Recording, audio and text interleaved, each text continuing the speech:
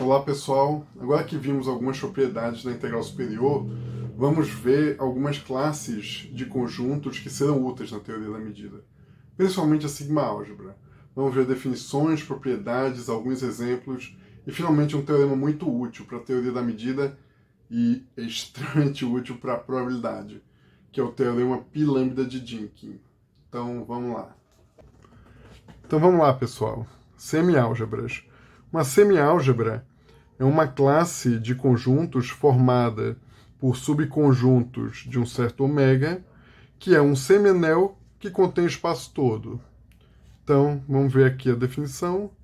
Uma família H é dita uma semiálgebra sobre ômega, se H é formada por subconjuntos de ômega e, primeira condição, é um semianel, segunda condição, o espaço todo está lá. Fato é que a gente consegue também reescrever algumas das condições de ser semianel em termos diretamente de elementos de H. Então vamos lá aqui. Proposição H é semiálgebra sobre um ômega, se e somente se, três condições. Primeiro, é que o espaço todo está lá. Segundo, se dois elementos estão em H, a interseção está em H. E terceiro, se um elemento A está em H, vão existir N conjuntos disjuntos, C1 até Cn, em H, tais que o complementar de A é escrito como uma união disjunta desses Cis, onde o complementar de A é a diferença do espaço todo com o A. Vamos então agora provar essa proposição. Então vamos lá. Demonstração. Então vamos começar supondo que H é semiálgebra. Ou seja, que H é semi-álgebra. Ou seja, que H é semianel e que o espaço todo está lá. Então, bem, ou seja, a primeira condição e a segunda saem diretamente da definição de ser semiálgebra, que é que o ômega está lá e que se dois estão, a interseção está porque ele é semianel. Então, 1 e 2 seguem diretamente da definição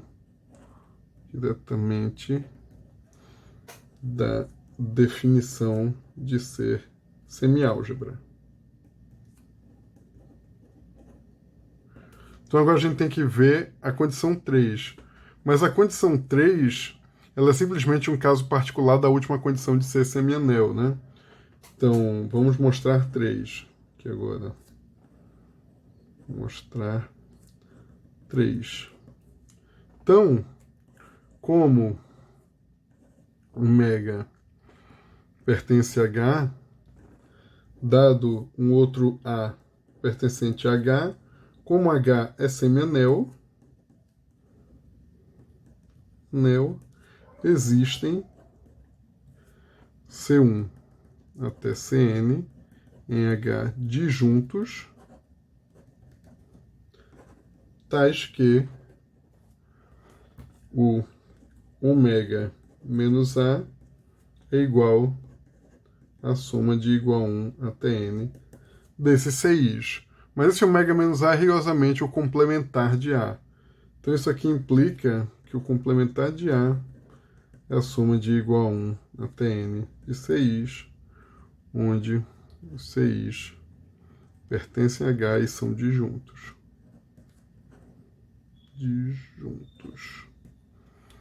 Ok?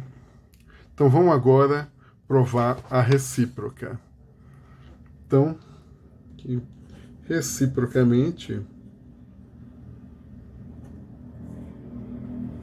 vamos botar aqui as condições para a gente relembrar. Vamos supor que H é uma classe que satisfaz essas três condições e a gente vai querer mostrar então que ele é um semianel, porque a primeira condição do espaço todo está lá, já sai direto, né? Então, suponha que H satisfaz 1, 2 e 3, certo? Por 1, o ômega pertence a H. Então vamos mostrar que H é semianel. Que H é semianel. Então, condição 2 já fornece uma das condições semianel, que é a da interseção. Então, por 2, temos que se A e B estão em H, então a interseção B está em H. Então só falta a gente mostrar que se dois elementos A e B estão em H, a diferença vai ser uma união disjunta de elementos de H. Então, tome agora A e B em H, com A contido em B, queremos mostrar que existem C1 até Cn em H disjuntos, tais que B menos A vai ser a união disjunta desses caras, certo? Então, por hipótese, por 3,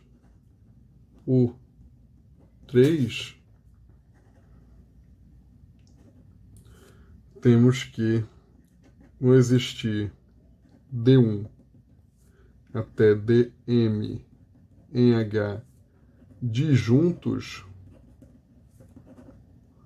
tais que o A complementar é a soma de I igual a 1 até M do DI, ok? Então, relembre que B menos A é B intersectado com A complementar.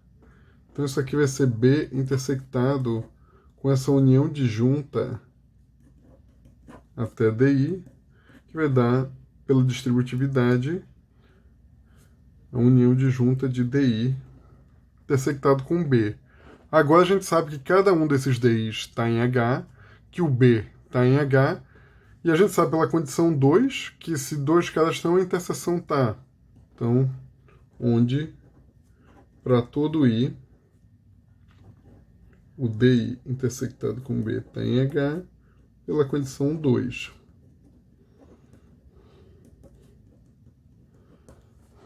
Então, a gente simplesmente toma aqui o N como sendo M e o CI como sendo o B intersectado com DI. Então, isso mostra a outra condição de ser semianel. Então, logo, H é semianel. Portanto, H é semiálgebra. Então, isso prova a proposição. Vamos definir para cada N natural essa família aqui, Hn infinito, como produto cartesiano de igual a 1 até infinito do AI, tal que cada AI está na semiálgebra HI, e de n mais 1 em diante, ou seja, a partir de n mais 1, todos esses elementos são iguais ao ômega i. Ou seja, basicamente você está, entre aspas, travando os n primeiro elementos dessa sequência. O resto fica livre. É basicamente isso que a gente está dizendo. Então, esses elementos no quais você trava os primeiros n elementos e deixa o resto livre são chamados de cilindros. Ok? Então a gente também consegue escrever isso dessa forma aqui. Você faz A1 cartesiano, A2 cartesiano, cartesiano, até cartesiano a n. E de n mais 1 para frente, você toma o espaço todo, onde cada i está na semiálgebra HI, certo? Então vamos definir agora o H infinito com uma união sobre n desses caras. Então quem é o H infinito? É o conjunto desses produtos cartesianos para os quais apenas uma quantidade finita de índices é diferente do espaço todo. Ok? Então, a nossa proposição é que o H infinito é uma semiálgebra sobre o espaço produto enumerável dos ômega i's. Então, vamos lá. Vamos definir para cada n natural essa família aqui, Hn infinito, como o produto cartesiano de igual a 1 até infinito do AI, tal que cada AI está na semiálgebra HI, e de n mais 1 em diante, ou seja, a partir de n mais 1, todos esses elementos são iguais ao ômega i. Ou seja, basicamente você está, entre aspas, travando os n primeiro elementos dessa sequência. O resto fica livre. É basicamente isso que a gente está dizendo. Então, esses elementos no quais você trava os primeiros n elementos e deixa o resto livre são chamados de cilindros. Ok?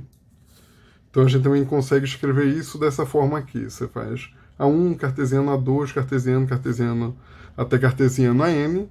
E de n mais 1 para frente, você toma o espaço todo, onde cada i está na semiálgebra HI, certo?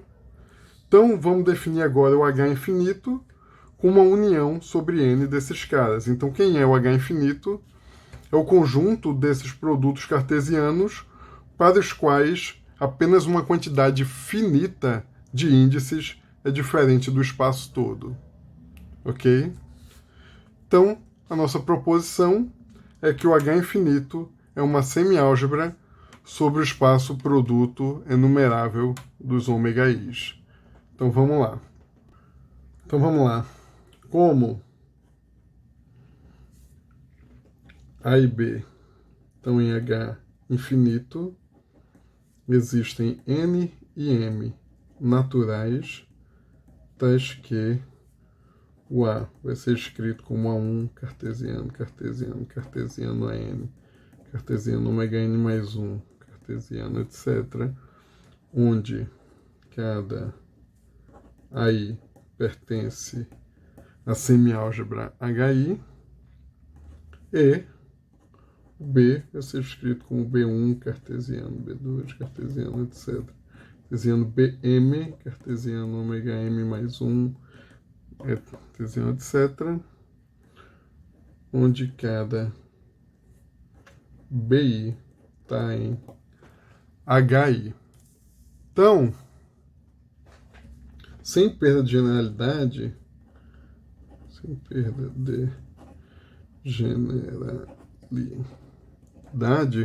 vamos supor que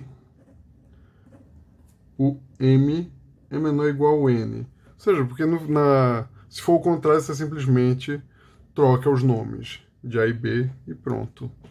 Então, vamos lá. Dado um x1, x2, etc. aqui no ômega, que é o produto dos ômega i's, temos que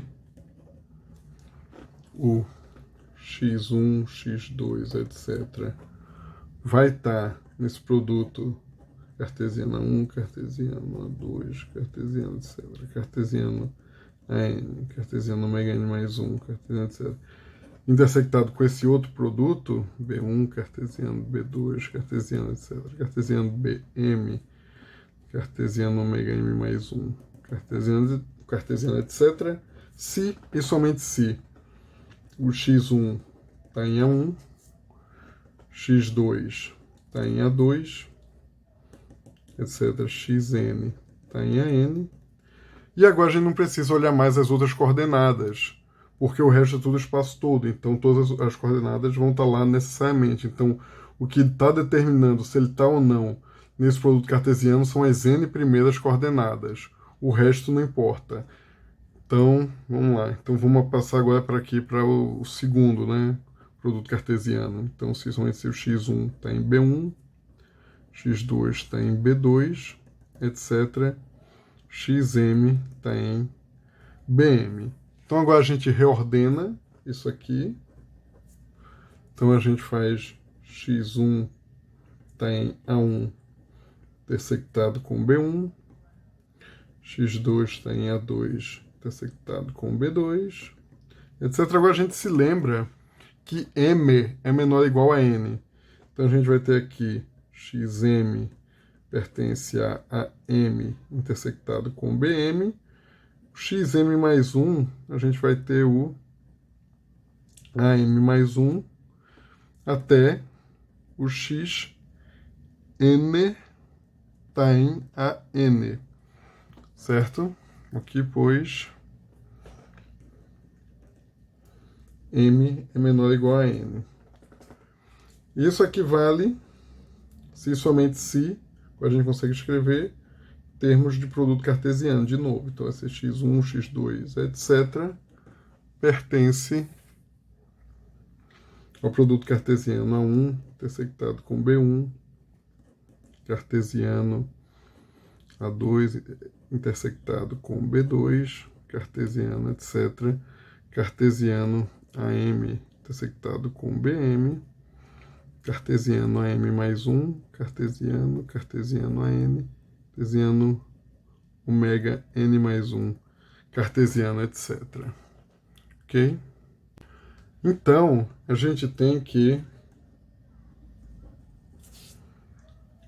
essa interseção aqui é 1, cartesiano A2, cartesiano AN, cartesiano ômega N mais 1, cartesiano, etc., intersectado com B1, cartesiano B2, cartesiano, etc., cartesiano BM, cartesiano ômega M mais 1, cartesiano, etc.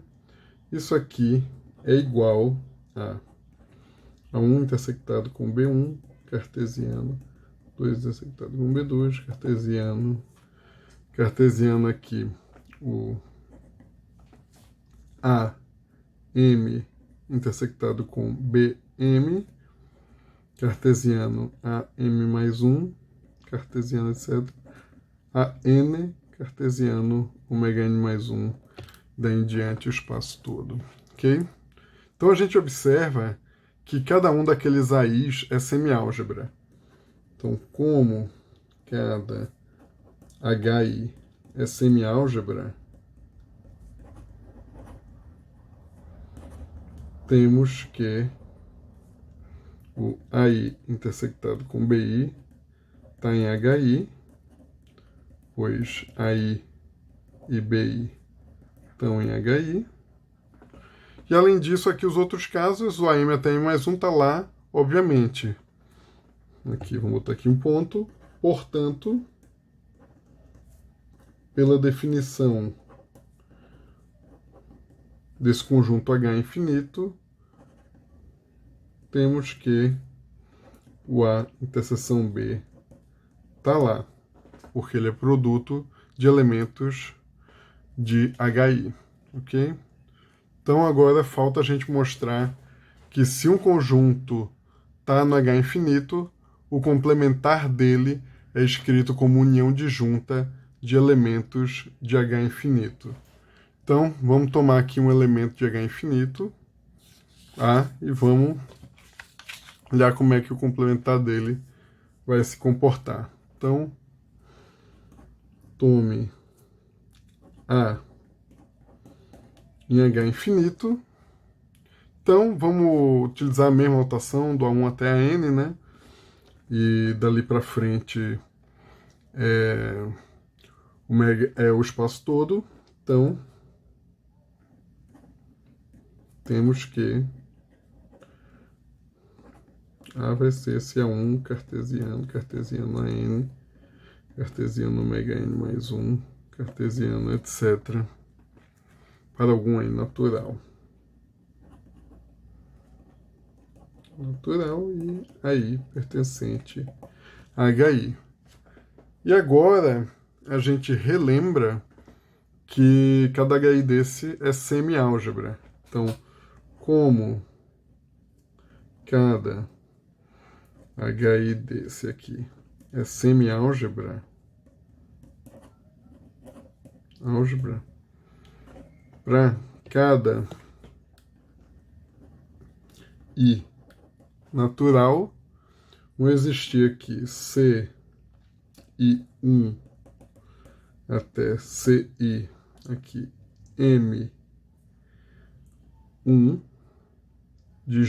aqui, pertencente a, desculpa, CMI, desculpa, pertencentes a HI disjuntos, tais que o AI complementar é a união disjunta de J igual a 1 até MI do CJI. Então, a gente tem que o ômega I menos o AI vai ser igual a essa soma de J igual a 1 até MI do CJI. Então, que implica, por sua vez, a gente vai ter que o ômega I vai ser o AI mais esses conjuntos aqui, até MI do CJI. Então, agora o que a gente vai fazer, a gente vai definir o AI como sendo o C0I. Então, a gente consegue botar tudo numa notação só, vai de J igual a 0 até MI de CJI, onde o C0I é o que a gente chamou de AI, ok? Então, a gente vai ter que o espaço todo, produto cartesiano de igual a 1 até infinito de ômega I, vai ser o que a gente viu usando aqui, né? A gente tem que ômega I é essa soma, J igual a 0 até MI do CJI. Então, isso aqui vai ser soma de J igual a 0 até M1 de CJ1, cartesiano a soma de J igual a 0 até Mn de CJN. Cartesiano aqui agora, ômega n mais 1, cartesiano, etc. Então, o que a gente vai fazer aqui agora? A gente vai simplesmente chamar esse produto cartesiano aqui final de um certo conjunto Dn. Então, isso aqui vai ser soma de J igual a 0 até M1 de CJ1, cartesiano, soma de J igual a 0 até Mn, CJN, cartesiano Dn. Então, a gente agora está com produto cartesiano finito, a gente pode usar as propriedades de produto cartesiano finito que a gente já sabe.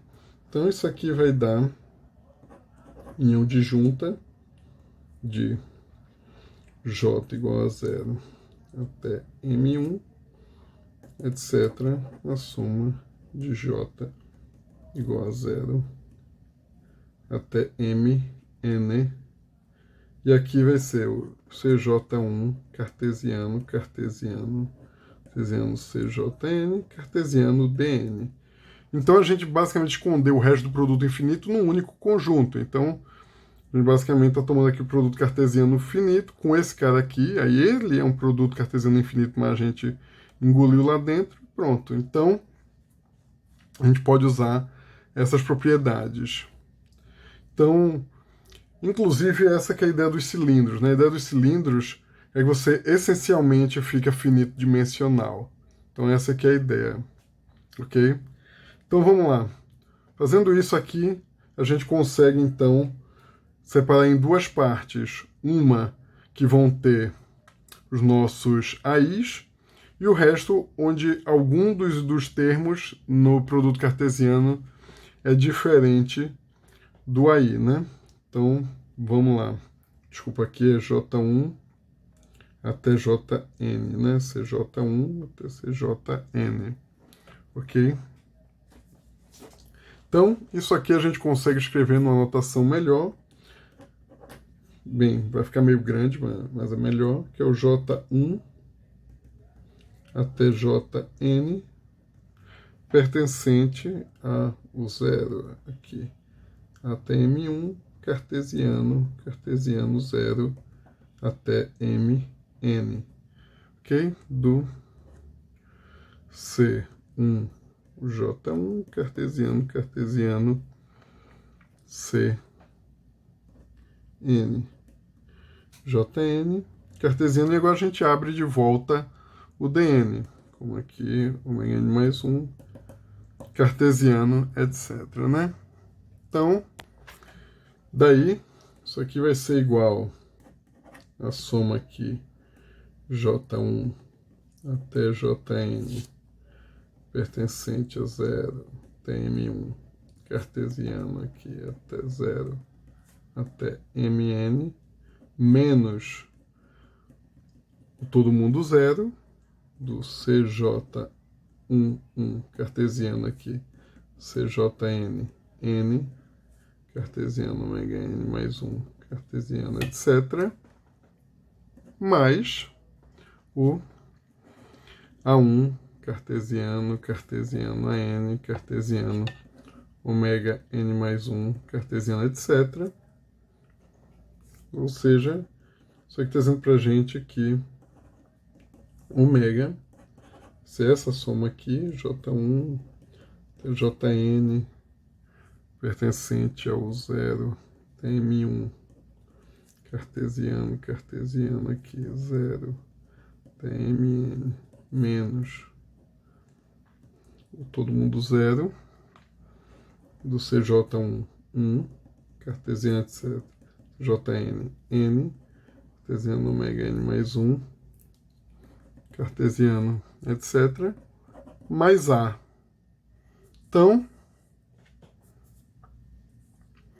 isso implica para a gente que o A complementar, que é ômega menos A, é igual a essa soma aqui.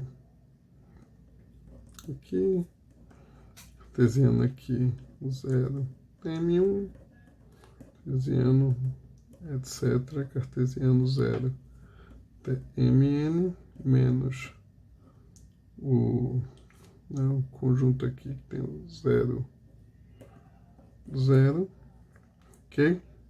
Do CJ1, 1, cartesiano CJN, N, cartesiano ômega n mais 1, cartesiano, etc.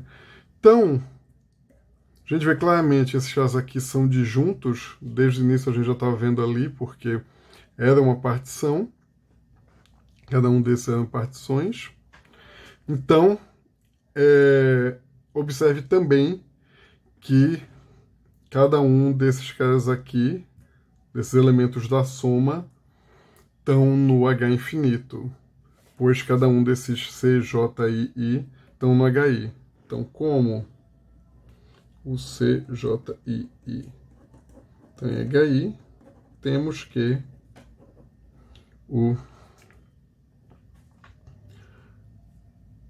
que esse conjunto aqui, CJ1, 1, cartesiano CJN, N, cartesiano ômega n mais 1, etc., está no H infinito.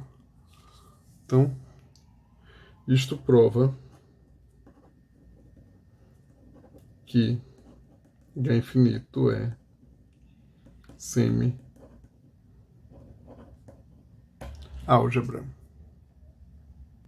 Daí, a semi-álgebra, que a gente definiu anteriormente, é conhecida como semi-álgebra dos cilindros, e seus elementos são conhecidos como cilindros. E ela é a base para a gente trabalhar com um produto infinito de, por exemplo, de medidas, e também a gente tem a topologia produto infinito, que é baseada na topologia gerada pelos cilindros, por exemplo. Então, é uma classe bem importante, essa classe dos cilindros. Então, vamos lá para a nossa próxima classe de conjuntos. Álgebra.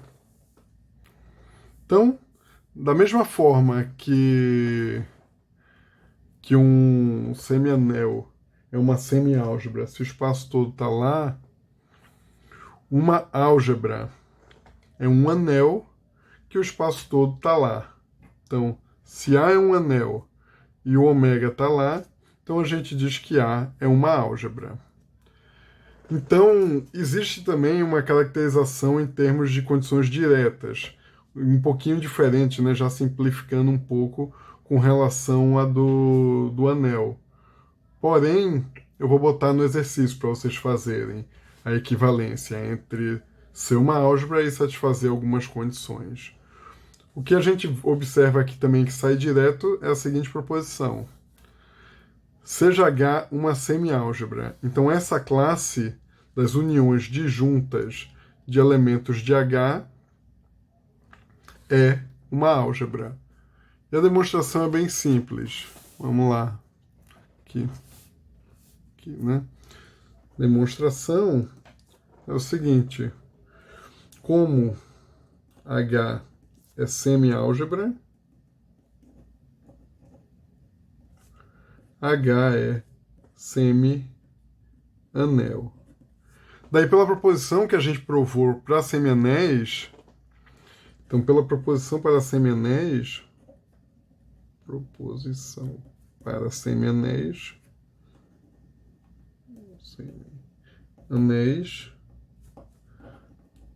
temos que o A de H é um anel. E aí, como o ômega está em H e H está contido no A de H, segue que o A de H é uma álgebra. Ok? Então vamos lá. Maiores detalhes sobre álgebra a gente vai ver nos exercícios. A gente não precisa entrar tanto em detalhes aqui sobre álgebras, porque a gente já está lidando com as estruturas mais básicas, semianel e semiálgebra. Então vamos agora para as estruturas mais, digamos assim, entre aspas, complexas, né? São sigma anel e sigmas álgebras. Então, uma classe F de subconjuntos de ômega é dita um sigma anel se o vazio está lá, que é equivalente a pedir para essa classe ser não vazia. Segundo, se dois caras estão, A e B estão lá, a diferença deles está lá. Observa que aqui o A não tem que estar contido em B, ou seja, simplesmente a gente precisa que a diferença esteja. E se A1, A2, etc., uma sequência de conjuntos em F, a união enumerável está em F. Ok? Então a gente vai dizer que F é uma sigma álgebra sobre ômega se F é sigma anel e o espaço todo está lá. E uma observação, a gente observa que aqui a gente está dizendo que essa classe ela é fechada por uniões enumeráveis. Mas é claro que ela também vai ser fechada por uniões finitas. Então aqui exemplo, ou seja, se você tem dois conjuntos lá, A e B em F, tomando A1 igual a A e A2 igual a B, e a N igual a vazio se N maior ou igual a 3, essa união aqui toda vai dar A união B, o que implica que A união B está em F. Então, vamos lá, continuando aqui, a gente tem a seguinte proposição, que fornece uma outra caracterização para sigmas álgebras. Diz que F é sigma álgebra sobre ômega se e somente se o espaço todo está lá, se o elemento A está, o complementar está, e é fechado por uniões enumeráveis. Então vamos provar aqui essa proposição. Então aqui, demonstração. Então vamos começar supondo que F é uma sigma álgebra. Então, aqui vamos começar supondo que F é sigma álgebra, ou seja, é um sigma anel e o espaço todo está lá. Então, suponha que F é sigma álgebra. Ok? Então, por definição, a condição 1 já vale. Definição 1 vale. Agora, para 2, basta a gente tomar B como sendo o espaço todo. Então, tomando B igual a ômega, temos que para todo A em F, B lá na definição da diferença, a gente vai ter que A complementar é ômega menos A, que pertence a F, pois o ômega está em F. E aí, finalmente, a terceira condição vale direto, né? Então, por definição, 3 vale. Então, agora, reciprocamente,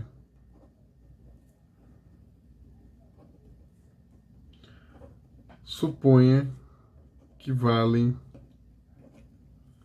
1 até 3. E a gente quer mostrar, então, que F é uma sigma-álgebra. Então, a gente só precisa mostrar que se dois elementos estão, a diferença tá. Então, só temos que mostrar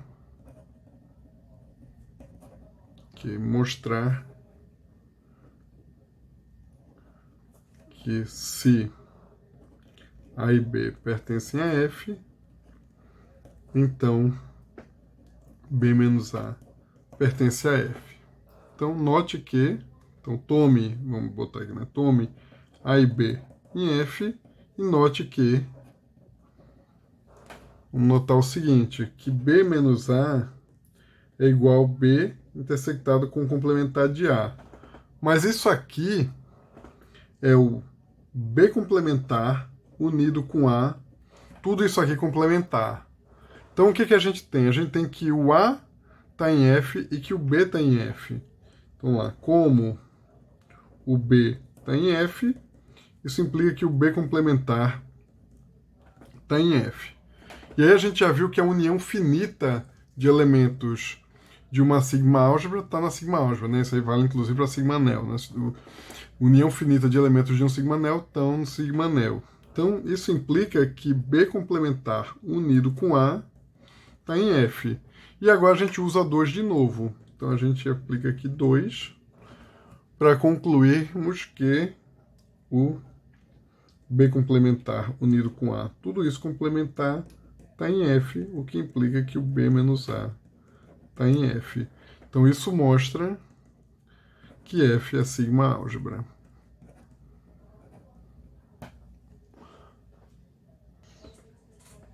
Então, vamos agora introduzir um pouco de vocabulário relacionado a sigma-álgebra. Então, dados um conjunto ômega no vazio e F uma sigma-álgebra sobre ômega, a gente diz que o par ômega F é um espaço mensurável, ok? Nessa mesma linha, a gente diz que os elementos de uma sigma-álgebra F são chamados de conjuntos mensuráveis. Mas em probabilidade, é interessante observar que recebe outro nome. Em probabilidade, os elementos de uma sigma-álgebra são chamados de eventos. Então é a mesma coisa, evento e conjuntos mensuráveis. Só muda a forma que é chamado pelo pessoal da probabilidade. Então agora, uma proposição que basicamente diz que se a gente tem F um sigma-anel sobre ômega, e a gente tem A1, A2 até infinito, uma coleção de elementos de F, então a interseção está lá. Ou seja, F é fechada por interseções enumeráveis. Então vamos lá. Aqui. Demonstração. Então, comece notando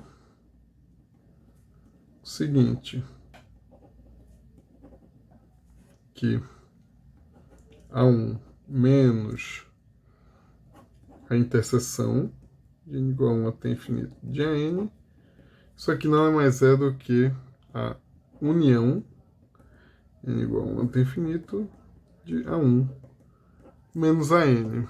Então, como cada AN pertence a F, segue que o A1 menos AN pertence a F, o que implica que essa união, deixa eu pôr aqui, de 1 até infinito de A1 menos AN, pertence a F, que é essa diferença.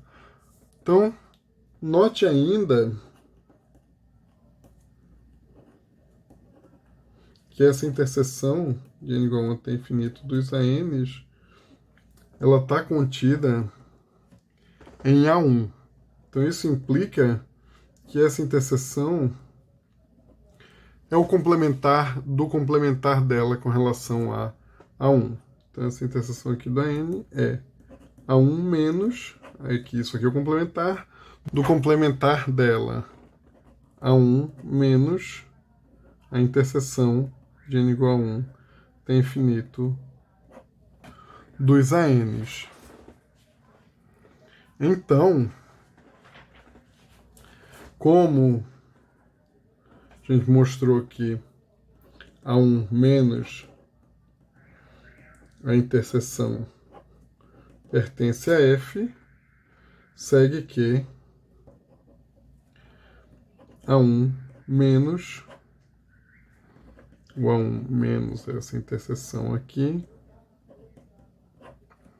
pertence a F, ou seja, a interseção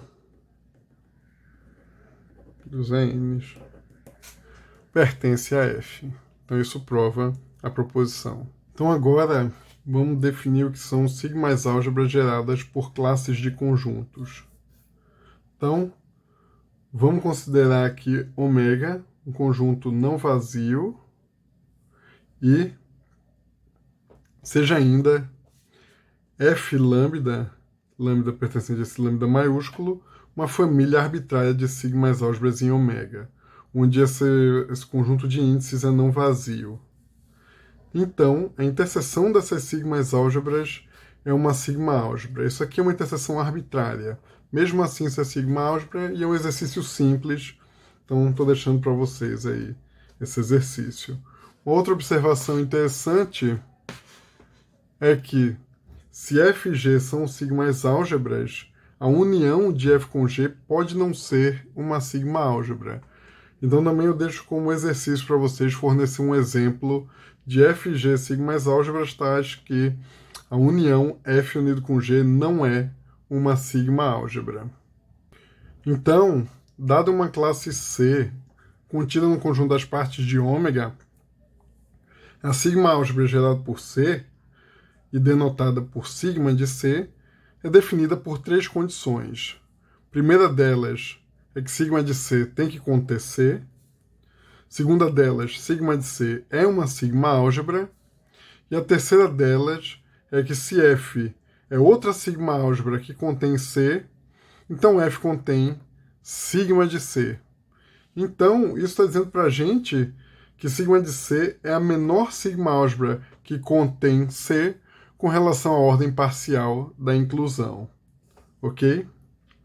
Então, a primeira pergunta é: por que essa sigma álgebra gerada existe? Né? Porque a gente está botando aí essa série de condições, é possível que nenhuma classe satisfaça essas três condições.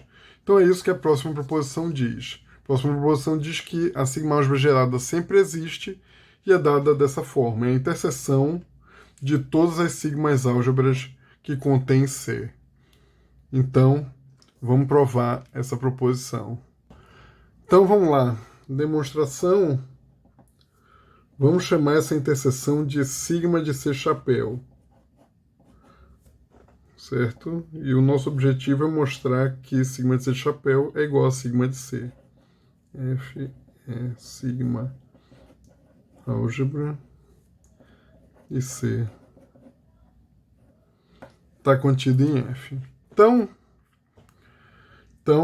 vamos começar observando que essa interseção é não vazia.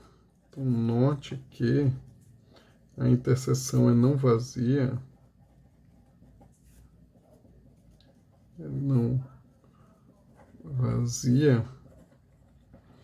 Pois o conjunto das partes de ômega contém C e é sigma álgebra. Ok?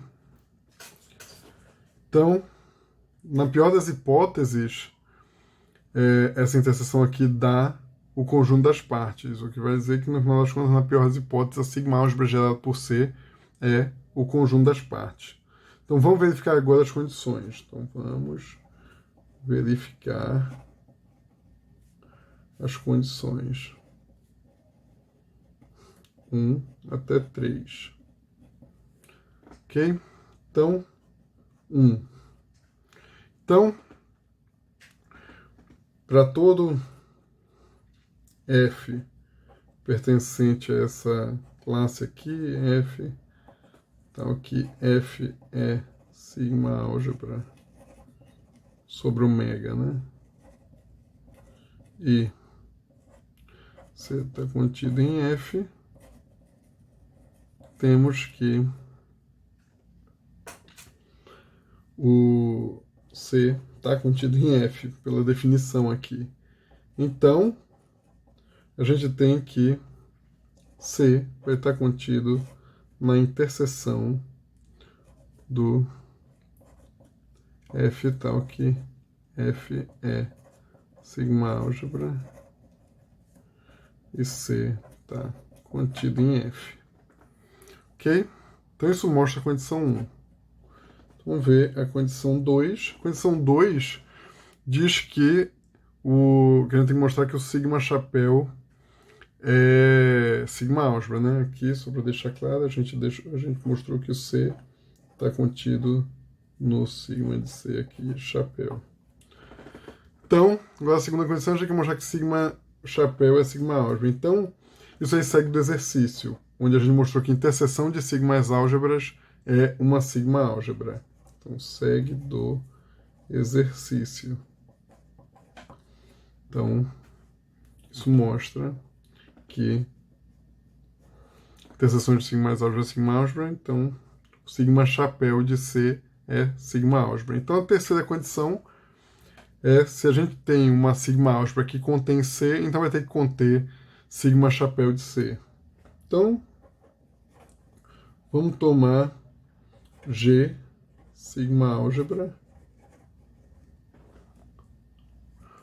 aqui, sobre ômega, tal que C está contida em G.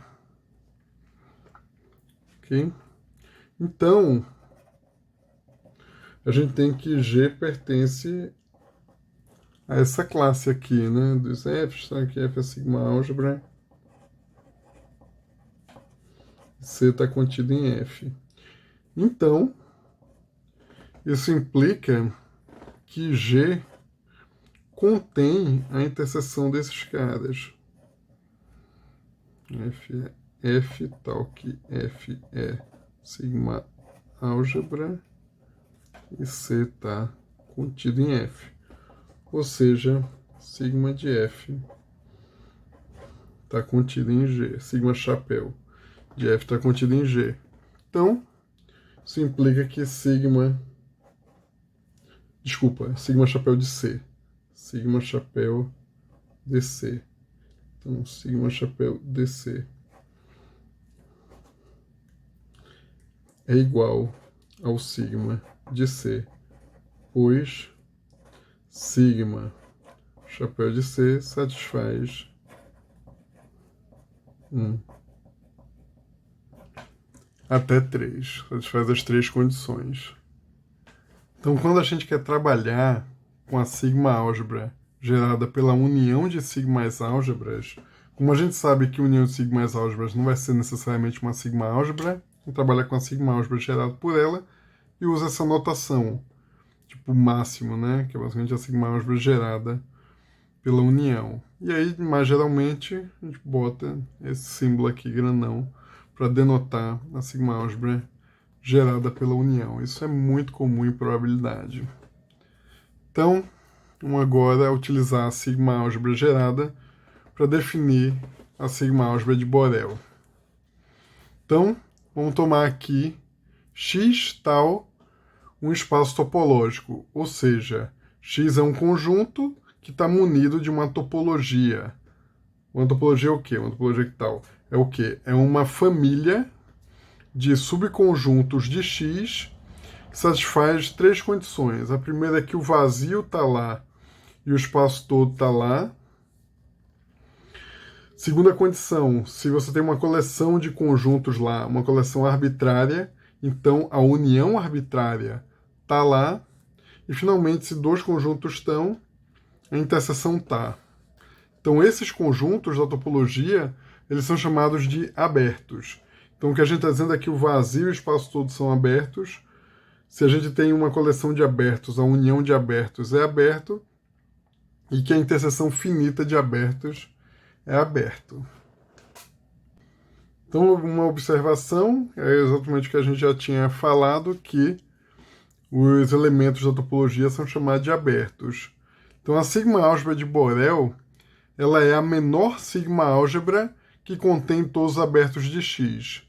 A gente vai denotar ela por B de X, e assim, a sigma-álgebra de Borel de X é a sigma-álgebra gerada pela topologia, ou seja, a sigma-álgebra gerada pelos abertos. Então, os elementos da sigma-álgebra de Borel são chamados de borelianos. E uma observação que segue de maneira imediata é que B de X também contém todos os fechados, porque se F é fechado, o complementar é aberto, então quer dizer que o complementar está lá, e aí agora a gente tomou o complementar para concluir que o F está lá. Então a gente tomou o complementar de F complementar, que é o próprio F. Então, o sigma-álgebra de Borel contém os abertos e os fechados. Então, nosso objetivo agora é mostrar como gerar a sigma-álgebra de Borel do Rn, digamos assim, com menos elementos do que ter que olhar todos os abertos. Então, a gente vai pegar uma classe menor de conjuntos e que com essa classe a gente consegue gerar todos os abertos do Rn por meio de operações de conjuntos até uma quantidade inumerável de operações, né, que é basicamente o que a sigma-álgebra faz. Então, vamos lá. Então, vamos começar com um leminha. Vamos chamar de C a coleção de todos os retângulos abertos desse tipo aqui, A1, B1, TN, BN, onde AJ menor que BJ são números racionais. Ok? Então, a afirmação número 1 é que isso aqui é enumerável. E a afirmação número 2 é que para todo aberto do Rn existe uma sequência de retângulos com coordenadas racionais, né, ou seja, extremidades, né, extremidades dos intervalos que definem os retângulos. Essas extremidades são racionais, de tal forma que G é a união desses retângulos. De tal forma também que o fecho de cada um deles está contido em G para todo K. Então, o importante aqui é que a gente está conseguindo isso com uma união enumerável. Então, que se você lembrar, lá na definição de topologia, a gente tem união arbitrária. E aí, no final das contas, aqui a gente consegue dizer que união enumerável é suficiente para gerar todos os abertos. Então, vamos provar esse lema agora. Então, vamos demonstrar. Então, vamos tomar E como sendo o conjunto do A1, B1, A2, B2, etc. AN, BN, pertencente aos Q2N, de tal forma que AI menor do que BI para todo I.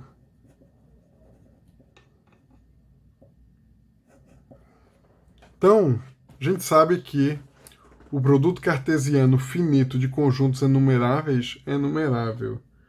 Então, como o produto cartesiano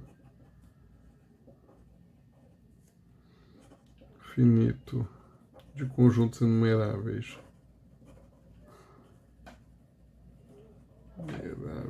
é enumerável,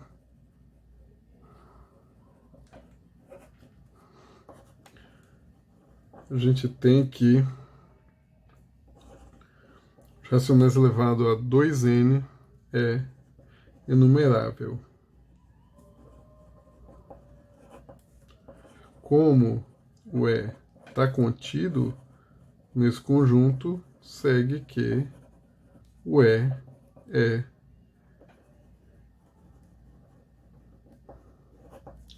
enumerável. Então, agora, para a gente concluir a afirmação 1, a gente vai construir uma objeção de E com aquela classe C. Então defina uma função S que vai de E em C e que manda essas coordenadas aqui, AN, BN, no retângulo A1, B1, cartesiano, AN, BN. Então, segue imediatamente que essa é a objeção. Então, segue imediatamente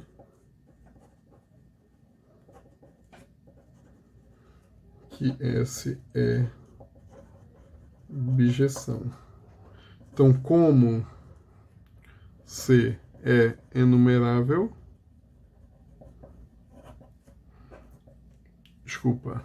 como é enumerável, o C é enumerável.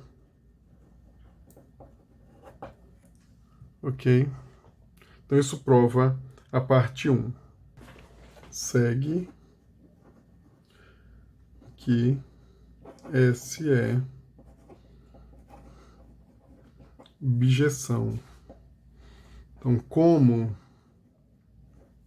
o E é enumerável, temos que C é enumerável. Isso prova a parte 1. Então, vamos provar a parte 2 agora. Então, parte 2, vamos tomar um G aberto. G contido no Rn aberto. Então, dado x pertencente a G, vai existir um delta maior do que zero, tal que x1 menos delta, x1 mais delta cartesiano até cartesiano xn menos delta, xn mais delta está contido no aberto G. Para ver que existe esse delta, é só considerar a norma do máximo, né?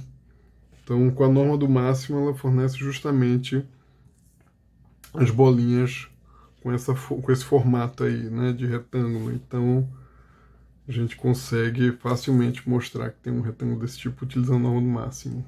Então, daí,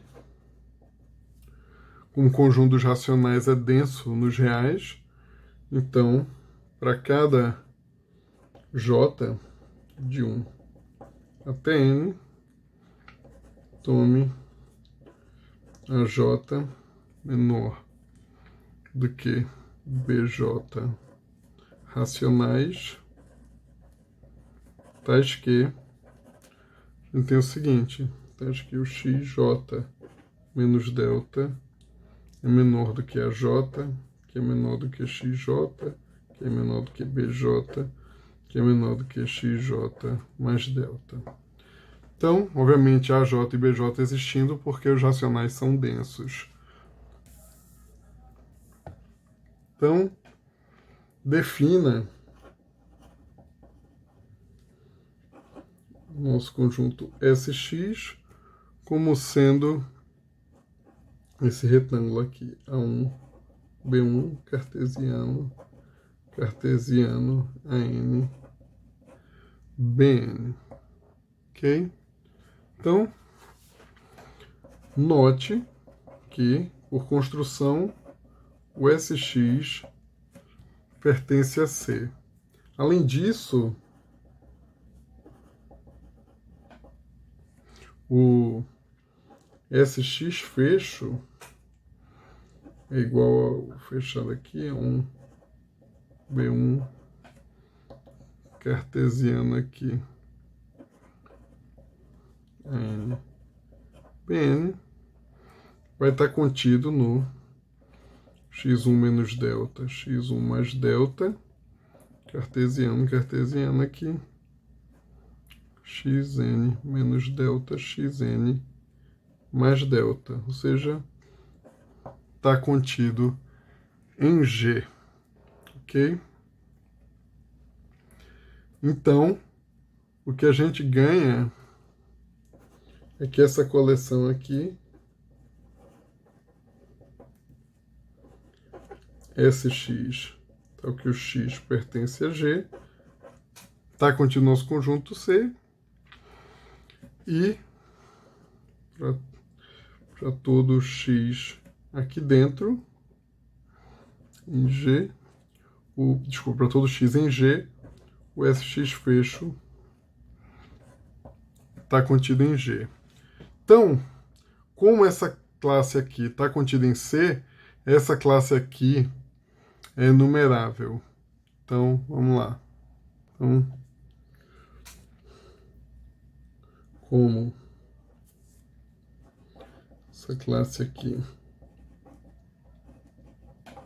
está contida em C, essa classe aqui é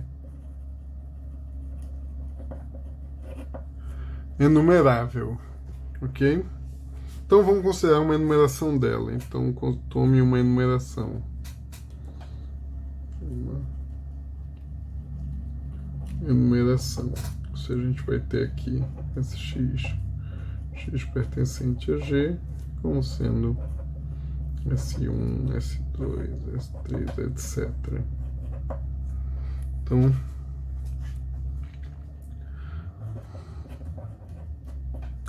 a gente tem que G é a união K igual a 1 até infinito dos SKs.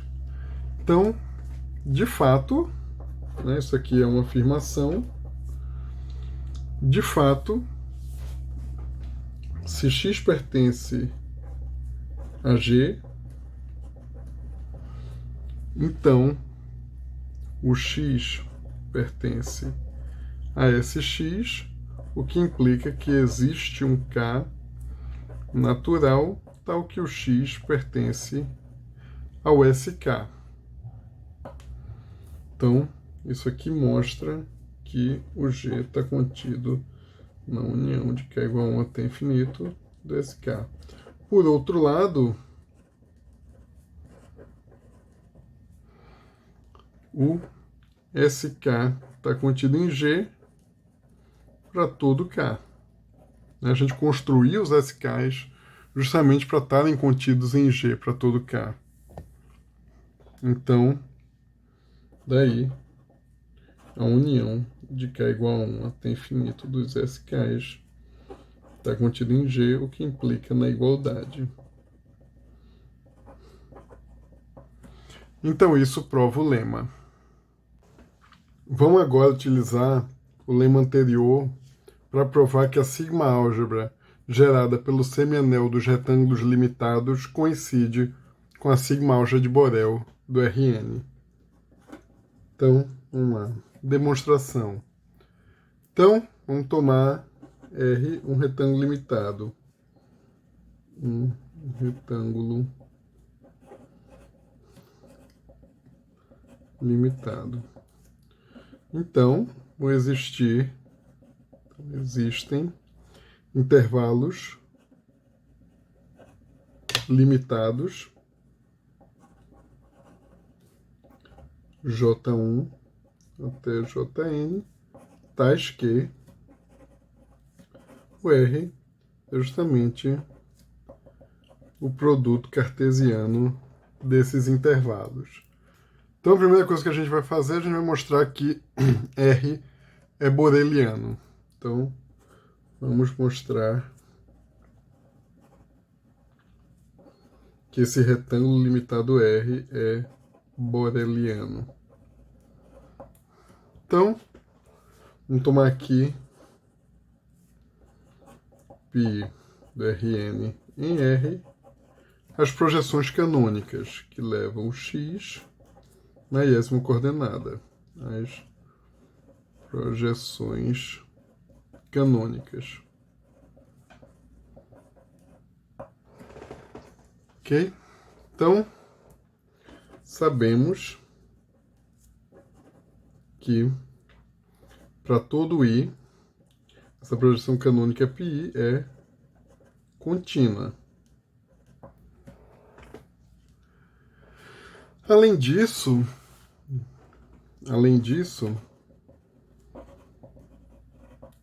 a gente tem que x pertence a R, se e somente se, para todo I, o xi pertence a ji.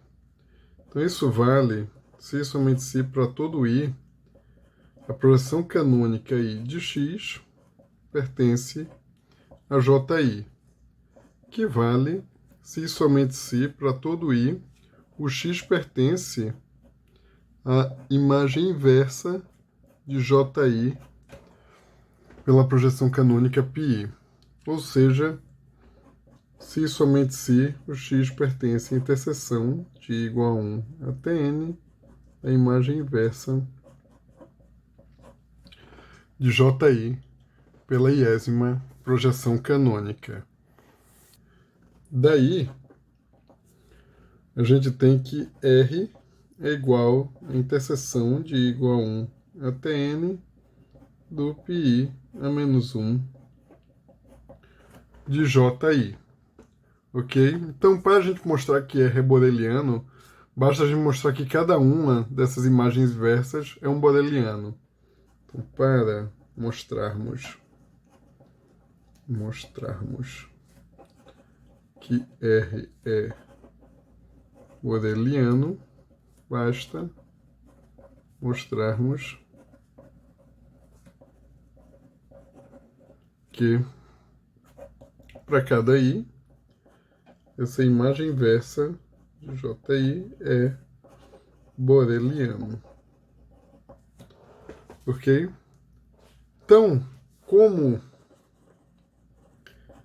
ji é um intervalo limitado,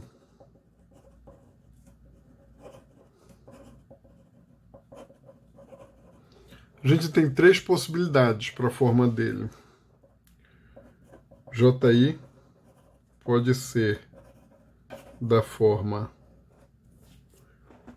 G, de G é um intervalo aberto,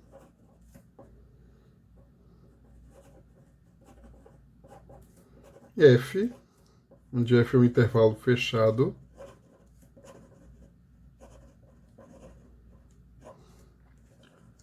ou G intersectado com F, ou seja, a interseção de um intervalo aberto com um intervalo fechado. Ok? Então, como a projeção canônica é contínua, a gente tem que a imagem inversa de G é aberto, a imagem inversa de F é fechado, e aí é pela propriedade geral de imagens inversas, né? Não dependendo de ser contínuo ou não, a imagem inversa da interseção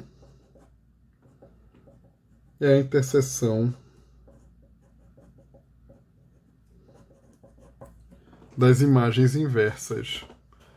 Então, como esse aqui é aberto, é boreliano. Como esse aqui é fechado, é boreliano. E esse aqui é a interseção entre um aberto e um fechado. Então, é boreliano. Então, em todos os casos,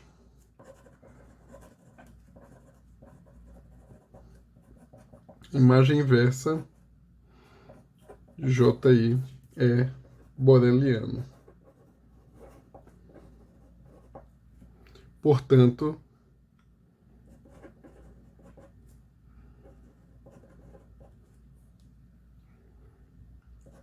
o retângulo é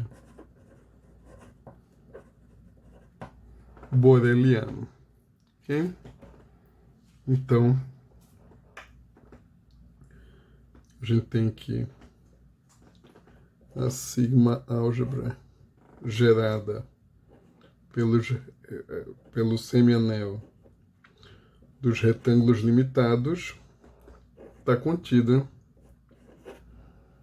na sigma-álgebra de Borel do Rn, porque todo retângulo limitado está aqui. Então, sigma-álgebra de Borel, ela contém os retângulos, então contém a menor sigma-álgebra que contém os retângulos. Então, vamos mostrar agora a outra inclusão.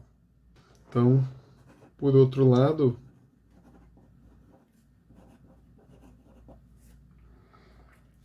dado qualquer aberto G,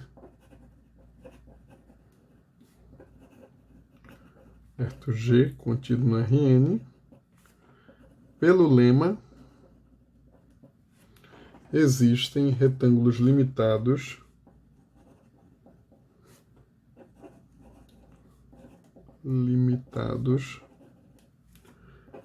S1, S2, etc., tais que G é a união enumerável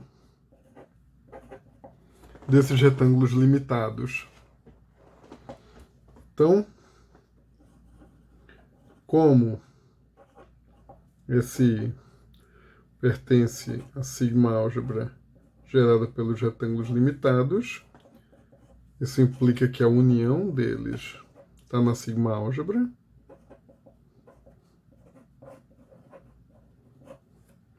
que implica que G está na sigma-álgebra, Sn aqui, gerada pelo semianel dos retângulos limitados.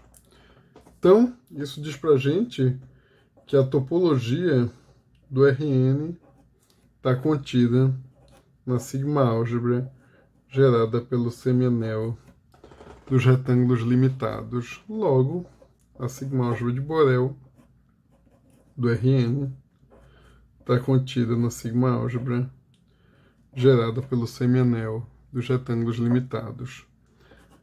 Então, isso mostra outra inclusão. Então, em resumo, vale a igualdade. Então, a sigma-álgebra de Borel do Rn é gerada pelos retângulos limitados.